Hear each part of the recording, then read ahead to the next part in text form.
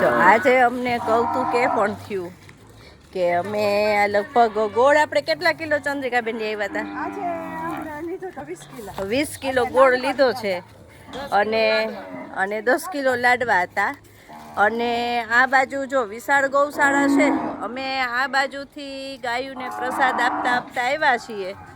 તો જો બોક્સમાં હજી એવી ને એવી બરકત છે, જાણે એમ લાગે છે કે બોક્સ અમારું અક્ષય પાત્ર બની ગયું છે. અને ગાયોને લાડવા ખૂટતા નથી. અમે ખવડાવતા અહીં સુધી પહોંચી ગયા છીએ, પણ લાડવા ખૂટવાનું નામ લેતું નથી.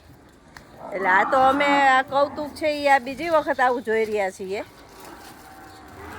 કે અમને જ્યારે અંદરથી એમ થાય કે બસ ત્યારે લાડવા ખૂટી પડે છે, પણ જો અમે ખવડાવવાનું ચાલુ રાખીએ છીએ તો લાડવા ખૂટવાનું નામ લેતા નથી.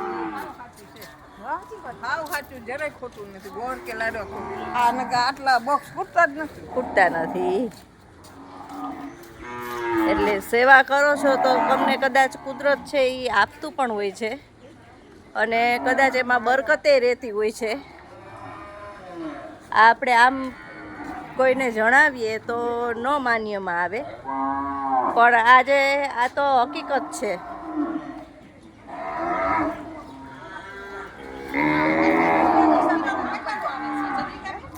અને ગાયો પણ અમે 3 વખતથી આવીએ છીએ, પણ અમને ઓળખી જાય છે.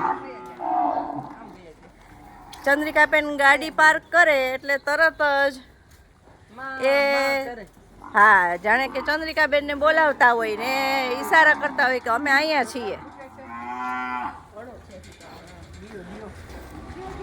અને આ અમારો વિડીયો ઉતારવાનું કારણ અમે સેવા કરીએ છીએ દેખાડવાનું નથી, પણ આ સેવા જોઈને કોઈને જો હૃદયમાં ભાવ જાગે અને અમારી સાથે જોડાય તો અમને અનહદ આનંદ થશે. અને આ ખાસ એ જ હેતુ માટે થઈને આ અમે લાઈવ વિડીયો ઉતારી રહ્યા છીએ. બાકી સેવા તો અમે અવારનવાર કરતા જ હોઈએ છીએ, પણ આ માણસને જરૂર છે એમ જો આ મૂંગા અબોલ પશુઓને પણ જરૂર છે.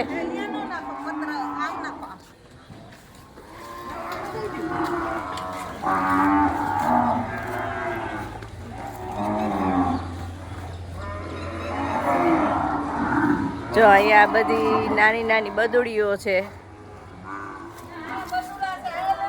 આ જો ચંદ્રિકાબેન તૃપ્તિબેન છે એ ખવડાવી રહ્યા છીએ. બોક્સ લઈ લીધું આખું? હવે નથી ને બોક્સમાં?